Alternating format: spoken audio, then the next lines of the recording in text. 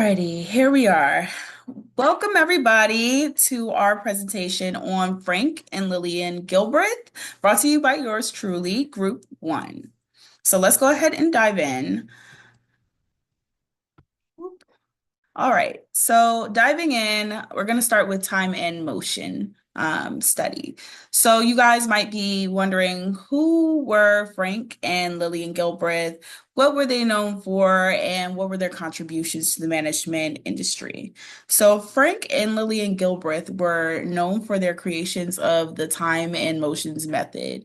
Here I have a quote that says a satisfied worker equals higher efficiency and productivity.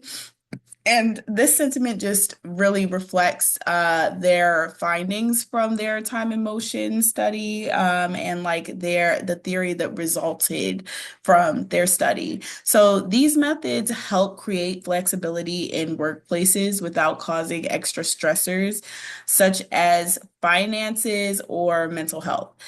The time method focuses specifically on time management so that an employee has a reasonable amount of time to finish their duties, whereas the motion method focuses on people, machines, and equipment. And this focus ensures that the workplace is organized in ways that produces achievements on tasks with less time, effort, and resources as much as possible.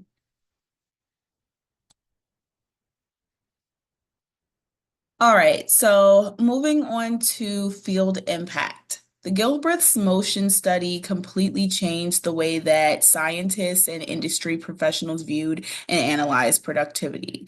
During their time, scientists were in search of ways to increase operational productivity.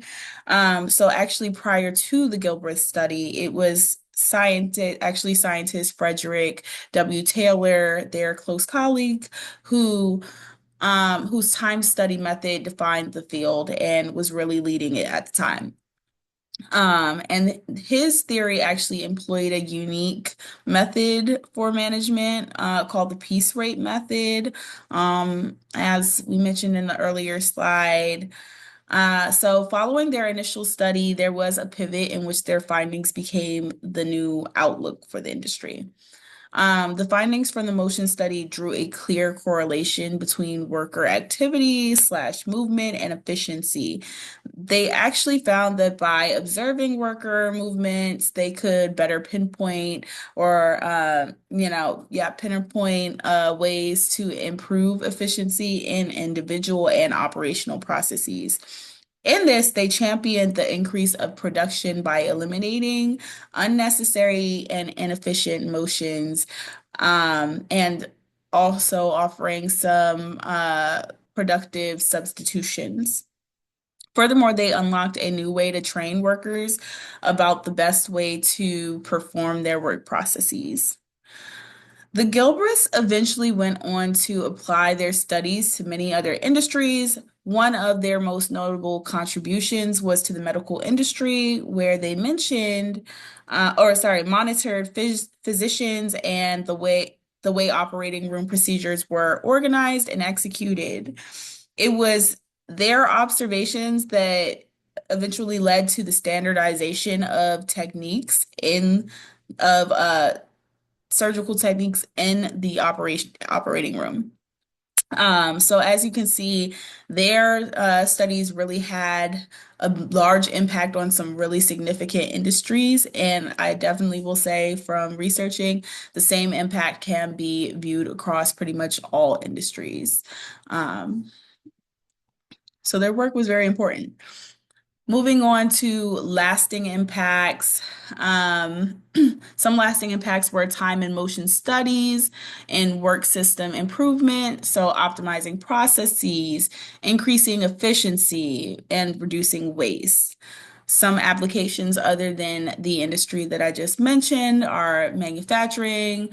So New United Motor Manufacturing Inc. is a direct example. And then also the healthcare industry. So like, for example, nursing.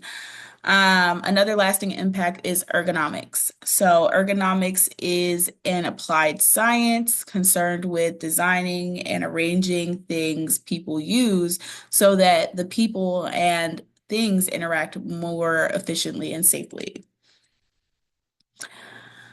All right, so segueing into organizational application, scholars argue that employers should prioritize the quality of work life since adults spend more than half of their waking hours at the work. Several scholars argue that work-life balance practices foster employees' positive feelings of support. So we have three primary organizational applications that go along with this. Again, ergonomics assessments are routinely conducted for workstations in organizations, and then accommodations are made for work chairs, keyboards, desks, mouses, headsets, footrests, etc. Um, Another organizational application is that the industry is more, some workplaces are more employee focused. That's like a prioritization. So organizations have adopted a more employee-centric approach that focuses on work-life balance. And then also the implementation of health and wellness initiatives, so fitness memberships, nutrition programs, etc. And last but not least, another organization application would be work-life balance. So organizations are prioritizing mental and emotional well-being, and they have programs such as the Employee Assistance Program, the EAP, and then they also have implemented mental health days. So that brings us to the end. Feel free to let me know if you guys have any questions and what you guys think. Thank you guys again for your time, and have a great rest of your Friday.